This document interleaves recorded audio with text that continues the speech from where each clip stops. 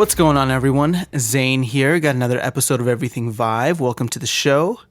In today's episode, we have an interview with Katie Goode from Triangular Pixels. And Triangular Pixels is the team behind Unseen Diplomacy, which is a game you can find on Steam. I believe it's about $3. And it's probably one of the coolest games that utilizes space and the room scale space that the HTC Vive offers. It's one of the games I played when I first tested out the Vive and tried it at Ronnie's place. And it's also one of the games that I show to people who are first-time users in VR. In this interview, we dive into how Unseen Diplomacy came about and what the future of Triangular Pixels and their development team is working on. So hope you guys enjoy, and let's get started. Hello, Katie. How's it going? All right, thanks. Pretty tired, but it's fine. So I know you're about 6 hours ahead of us, enjoying your Sunday. It's Ronnie and I here. Ronnie, how's it going, man? I'm doing well. Great. Well, Katie, thank you so much. We really appreciate you taking the time out. Ronnie and I have both had so much fun with Unseen Diplomacy. In fact, I just had a little pre-Thanksgiving party at my place yesterday, and we were playing Unseen Diplomacy with all people who were very new to virtual reality, and they were having a blast with it. So great job on the game. Cool, thanks. It was something that we just created in a short time. We weren't really planning to release it, so I'm happy that people like yourselves can actually just play it at home now. It's cool. Well, I'd love to actually hear the inspiration behind the game. Ronnie was telling me a little bit more, but we'd love to hear it just from your perspective. How did this come about? Sure. So I guess actually it starts when we did a jam, when Valve came over and HTC came over to London just to show off the kit really early on. And John and I were at this event and just like sort of jamming with the kit. And the theme of the day was room scale. Like, how can you use this room? And while I was in there, I realized that it's sort of, in like game sort of terms, it's a big space. Like, wow, you can track someone through all this massive area. But in terms of actually like a real world space, it's actually really tiny in the grand scheme of things. Like, you can't fit a whole dungeon into that tiny little area. And like we were just playing, like I was just modeling all sorts of bits and bobs and see what it felt like to walk around these things in virtual reality. And one of the things that I modeled was just this little archway that I can crawl under. I realized, oh, this is really fun. So we sort of jammed with the idea, and like it was called the Hatton Garden Heist, which is based on a big jewelry heist that just happened in London at the time. And it went down like, it was so well, honestly. Like, everyone was really enjoying it, and it was so much different to what anybody else was doing. So it came round to an event called Game City, which is a event in Nottingham in the UK, where they are much more about the culture of video games rather than just big blockbuster video games. And we wanted to create something quite special for them, and so we created Unseen Diplomacy. We jammed again, as it were, but for 6 weeks. And it was just for this one event. Like, it was just supposed to be a week long, something a bit special. You would go into the room and you would have actors as spies interviewing you for the game. The room was dressed up and felt like you were part of James Bond. We had a projector going on, and so people could sort of join in and sort of shout advice. We had networked in Oculus Rifts as well to it, so people could sort of drop in there. And like, that went down really well as well. Like, everyone really loved that. And I guess, what it came down to was it started getting a bit of press attention just before GDC. Not quite sure why. I think it's just like people just suddenly noticed it. It's like, oh, hold on, what this is actually quite interesting what they're doing here. And like, we were at GDC and Valve was like, you guys should really release this. And the general public was like, please release this. So we did. We just released it as is. So that's what you see on the store today, really. I'm grateful that they give you some pressure, because, like I said, we've definitely gotten a lot of good laughs and good times with just showing people VR. So it's thank you for releasing it. Yeah, and actually, it's cool. Yeah, well, it was one of the first games before I had gotten. I had pre-ordered the Vive and got it soon after it was released. I was one of the initial pre-orders. But before I had received the Vive, I had already seen some videos from, you guys showing up probably at Game City. I'm trying to think. I think it was before GDC, but I had seen some footage and thought that as far as just a few things that I had seen, that it looked really like a lot of fun. And so as soon as my Vive came in the mail, Unseen Diplomacy was one of the first titles that I picked up on Steam.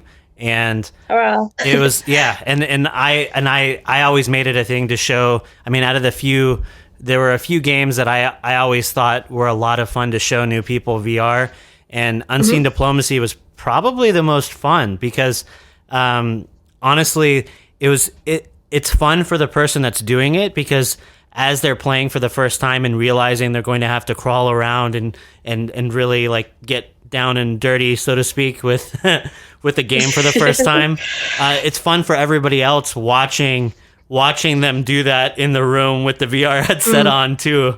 So it's fun for everyone watching, it's fun for everyone playing. And I mean, like, that was the original sort of, I guess, the concept for it was we realized that a lot of people would be queuing for a long time to play the game because the Vive wasn't even out yet. Like, this was not last November, it was the November beforehand. Oh, wait, we're in November now. Yeah, it was last year. And like, we knew that people were going to be waiting a long time, and so like making the game fun to watch for other people just makes it this really social activity rather than almost like this isolating one, which VR can be seen as. That means that people in the queue wouldn't get bored really, and quite happy video recording people, sharing it on Twitter. So that was, I mean, in part it was an accidental side effect from our original Jam game, like all those years ago. But like we realized, oh no, this is actually a really cool feature. And now when we show at expos, we've had people queue for, like, I wouldn't queue for any game longer than 10 minutes, but we've had people queue for hours for our game, and like people are just quite happy just watching and just taking it all in, which is awesome. Yeah, no, and another cool thing I'd say just from watching it, seeing kind of what went in as far as the development was concerned. Like when you're in it, I don't think you notice quite as much because you're so immersed as to what you guys are doing with the space. But when you watch someone and kind of can see what they're doing, in real life versus what's going on inside the game on the screen, you kind of see the clever use of how you're really utilizing the space to go, basically in circles around the square, like really like feeling like you're moving into all of these new environments as a player, but then recognizing that you're never forced to teleport. You're never forced to really like, it's a really unique way of using the space that I think not enough titles take advantage of. I think there's a few more that have started to realize the possibilities. Okay. And it's almost like using the level design as a way to get around the limitation rather than giving the player a tool to just cheat it, if that makes sense. Like, I mean, personally, I can't stand teleportation. Like, it's really jarring for me. It feels like my head is being ripped off and somehow teleported somewhere else. So like, I knew that any game it would create, I was like, I really don't want to do teleportation for it. But it was a really key part of this design was to make it just entirely one-to-one. And the fun of the game comes from doing the assault course, which, I mean, if you think about it, is like, does it actually really make it much of a video game where all we're doing is making a virtual reality assault course? Like, where it sort of blurs the line, really. I mean, if we did the same thing in real life. Yeah, no, that makes sense, because it's the physicality of it that's really, like, that's everything you're doing. I'm just curious then, Katie, if you're not a fan of teleportation, do you prefer like the free range locomotion where you just press the buttons and you kind of move? Because I know that teleportation was created as kind of like a stopgap solution to the motion sickness that people feel. But I'm just curious if you have that motion sickness or if you've gotten over it, or you just think that people will tend to get used to it in the future of VR. I actually feel like that the more better VR that you play, the more you get affected by bad locomotion. Does that make sense? Like, I felt like I was pretty good with motion sickness for a while when I was working back on like ye old DK1 stuff, Oculus DK1 stuff. Like, I felt like I was okay But now when I try and go back to that sort of caliber of experience, I guess, I do feel horrific and I have a horrible headache for hours, and maybe it's just I'm more aware of it. It's funny you say that, actually. I was going to say, like, I've noticed recently when I've been trying some of the titles that are more sit-down experiences that I feel the same way. And I had used a DK1, and DK1 titles didn't really bother me so much. But now that I've gotten used to the Vive, when I go back and do sit-down experiences, I tend to get a lot more sick. And I think it depends on the device as well. It's almost like your expectations. Like... So we've got Smash It Plunger on the Gear VR, which is an old demo that we did, and we had lots of Locomotion options in there to get around some of the issues, like having fast things in your eyesight and the mismatch in G-forces and etc., which really did work, and do work for a lot of people. And now when I sort of try that on the Vive or something, or like different platforms, like suddenly they don't work quite as well, and now I have to put like the full comfort option, as it were, on all the time when I'm using the Vive. So like it's quite interesting that again, like on end of the platforms I could deal with that, but not so much when I get to the Vive. And I think that's partly because I'm standing up, like floating around in my space. I haven't got I haven't got my seat to like in that space. It is entirely empty. From a tech side, what do you think is the cause for the difference between the kit? Like, is it just the way that you're sitting and all of that sort of thing, or is it how it's being tracked, or do you know? Well, I think it just comes to like our progress was working with original DK1, then the Gear, then moving on to the Vive. So I feel like it's almost like that, like all my head movements being tracked, and then getting that ripped away from me suddenly when I go back in time, as it were, suddenly just puts me off a bit more. Interesting. It's just like, it's almost like this expectation now. Like, I mean, you get player expectations. Expectations happen everywhere in the world. Like if you come to a door and the door has a pull handle on it, and you pull it and it doesn't open because it says push in text on it, then it's like that's an expectation that's broken, and you get that, just going around your daily life. So going around in VR, you get the same sort of thing. Well, that's also interesting, because I've never really heard anyone talk about it quite like, because I don't really step back and try a lot of the older, like I don't go back and forth from different headsets a lot. You hear a lot of people that come from the higher end systems, like the Rift or the Vive, and you hear concern about people trying VR for the first time on Samsung Gear or like a Google Cardboard or Pixel type experience, where people are worried that, if people start VR from the low end systems, they're going to get a bad taste in their mouth, and then they're not going to like VR. But what you seem to be saying is, maybe starting off on the lower end is maybe the bet, because you don't have those greater expectations. You don't notice it. I believe that. I do believe that. And like going backwards is harder than going forwards. But at the same time, if you give someone a really laggy mobile experience that overheats and has no comfort options, then of course that is still bad for them and can potentially put them off. Yeah, no, it's funny that you say that, Ronnie. I mean, literally just yesterday, I had a friend, a couple people here, like just under 10 people, but one girl refused to try it, thought it was super cool, but refused to try it because she had a bad experience previously using one of like the 360 videos. So hopefully that's more of an exception than the general case, because, I mean, this stuff is coming everywhere.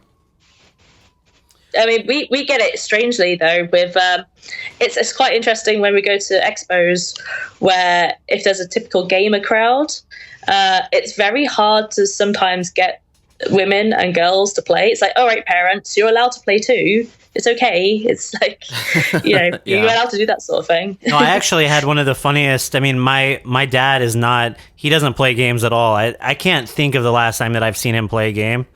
But I hadn't, when they came and visited us here, I had them try the Vive, and it was pretty, I mean, I had him try a couple of other things, and then I actually had him do the archery in the lab, and he really got into it. I mean, he was like, he was playing it like he just played games all the time, and it was really cool to see. So yeah, it's unfortunate when people don't give it a shot, because I do think VR does open itself up to so many more people.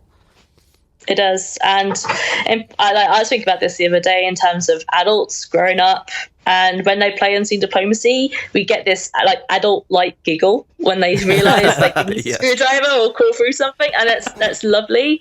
And like I just remembered the fact that, you know, when you're kids, you use play to learn, and you sort of lose that when you grow up. You get sat down in school and taught not to play, you get taught to learn. Like, this is how you're supposed to learn. Whereas you see like wild animals play all the time, and they're just learning while they're doing that. It's a bit of a shame that we lose that somehow. The screwdriver part is a particularly, like, I could picture the giggle in my head when you said that, because I've seen so many people when they first realize that. It's so funny. No, that's great. I think I had the same thing happen when my dad tried it too. I tried Unseen Diplomacy, and he was all like, "You made me crawl around my back in this," but he had so much fun with it. Well, I'd love to hear more about Triangular Pixels, because I know there's a team behind Unseen Diplomacy. So I don't know if you want to maybe talk about your role within it and John's role. Sure. So, I'm creative director, and what it means is that John, the technical director, does all the code, and I pretty much do anything else. Just like sourcing audio, doing the art. I mean, my background, I've been in the games industry for 8 years, and typically as a designer. So like level design, gameplay design, and so had to pick up a lot of new skills in order to actually make a complete game. And John's obviously had to do the same from more of a technical perspective as well. We both used to work at Tony London Studio together, and now we're like husband and wife team, as it were, and doing our own thing really down in Cornwall in the UK. How is developing for VR versus, because you develop, or not developed, you did design work for titles prior to working on VR? Yeah, so quite interesting actually. Prior to VR, I was working on AR at London Studio, working on the Wonderbook platform, if you've heard of that. But it's basically augmented reality QR coded book that has a webcam from your PS3 pointing to it, and then the book comes to life on the TV screen, and use the PlayStation Move controller to interact with the game. Like it turns into a wand, and you had a Harry Potter book come to life.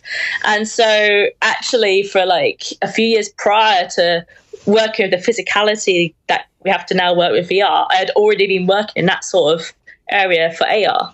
And it is entirely different because, you know, in a traditional game you go, all right, how am I gonna, like, which button am I going to use for jump, which button am I going to use for like crawl or something, and you can pretty much guarantee that everybody's going to be able to do that, but we can't guarantee that for VR and AR. Like we can't, there's no way to program in all the possible ways someone can interact with something. So rather than like doing more of a scripted system where you like they have to do this exact action, you sort of have to design it like you give things properties instead.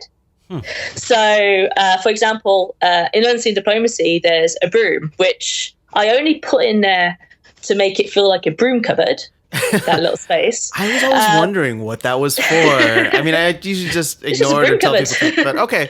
It's just the nice. Okay, go ahead. Sorry. Yeah. So yeah, I mean, like, so this broom, like, I gave it all the properties of the of other objects in the game. So being able to pick it up, have physics on it, collision on it, like it sounds when it moves around, and then we saw that people took the broom, carried it around with them, and used it to poke through lasers to reach buttons. And so wow. We didn't actually code the broom to press buttons. We just told the button to respond to various physics collision and gave the broom physics. And so it was something that we didn't program, and it wasn't until we saw YouTube videos of people doing it going, oh my god, that's genius, we didn't think of that. I use the cards in the same way. The cards that you pick up, I use the cards to kind of block the lasers, and I'm sure that's not... I did actually figure that, which is why they're in there. Okay. All right. Man, the broom was such a genius idea. Like, I've played it a couple times, and I've watched like a million times other people, guests who come over to play it. Nobody's ever done the broom thing, and I've never even thought of like the broom. It messes with the broom. Amazing ones, like the using the broom to like lay it against where the laser's coming out instead, so you just block multiple lasers with the broom. Or the the metal like cover that you take off to go through the vent. Yeah, I've seen people carry that and use that as a shield against lasers. Gosh, that's so. You know what? I just figured that it won't fit in. I figured it wouldn't fit, so people just throw it to the side. You know what's actually funny? The ladder. Can you do anything with the ladder? Did you design anything? Oh, right. No. So the ladder, I purposely made it so you couldn't pick it up. And that was because it would look really strange to be able to pick up this big thing in one hand. It's sort of a thing that was like, all right, it's something that we can do in like 6 weeks. I'm not going to be able to do like a system where you could pick up something with two hands and all the complications from that. And so it's like you try and reach out for it and it doesn't quite respond to a button. And then we've sort of balanced it so just about falls, and that gives you a sense of, oh my god, this is actually really high. It's like iterating how high you've just crossed. Very much so. When people actually come around the corner and they see the ladder, I'm like, okay, now grab the ladder because you're gonna need that to get down. And so they reach for it, it falls, and they freak out because they're like, oh my god, what do I do? What do I do? What do I do? Yeah, that was quite evil. And also, it's sort of like, it gets you to look back in that space as well and makes you realize there is a hole there. Mm-hmm. It's all sorts of bits and bobs. And like, it basically, that bit, I guess, shows the runaway complexity you can have. If you start having lots of different objects in your game, then like, how do all those objects interact with each other? And I actually look at Job Simulator for an example of how that sort of failed a bit. Like, I don't know if you imagine like the original Job Simulator demos where if you grabbed a knife, I was like, oh, I'm going to use the knife to chop up the tomatoes, and then it fell to bits. And it was like, that was immediately immersion breaking for me. Mm-hmm. But if they hadn't have put a knife in there, then I wouldn't have felt the need to try and chop it. And so actually I would have probably been kept in the world even more. No, so that makes sense. Yeah, it's like that runaway sort of complexity you can get by just putting one object in. It could mean so much for the rest of your game. Yeah, or an object that doesn't interact enough. There are a lot of games out there where, especially after coming out of a game like yours or even Job Simulator, where you can interact with most objects, and then going into a game where someone hasn't put any collision on something, or the game doesn't let you interact and it looks like you should be able to interact with it. That's also immersion breaking. It's so, I mean, we've always felt that though. Like, I've played flat games and felt that. Like a really bad version, I guess. It's like in Everyone's Gone to Rapture, where you walk through like various buildings sometimes, you sometimes don't, but it's like you see a half open gate and you try and walk through it and it's stuck. It's like it's been just modeled like that, so you can't actually walk through that half opened gate. And it's like and it's all well and good to create amazing art and make it look gorgeous, but then it's all just painted on detail. Like, it doesn't mean anything if you can't interact with it, and the difficulty comes into those interactions. Yeah, I was gonna, I was gonna say actually, like when you were talking, I was thinking the first time that I started, I think, getting a lot of those types of expectations was after playing Half-Life 2, ironically, because there was so much physics interactions in that game that you started to have different expectations again, kind of like what we were talking about before, of what you can and can't interact with. And then from that point on, it's very jarring when you come up to something like that half open gate and you feel like you should be able to interact because your expectations have now broadened. Yeah, and like when it comes to VR, you end up with expectations of real life as well. Yeah. Like from our point of view, we've always done talks about this. We talk about it's not necessarily replicating real life. It's just making your game consistent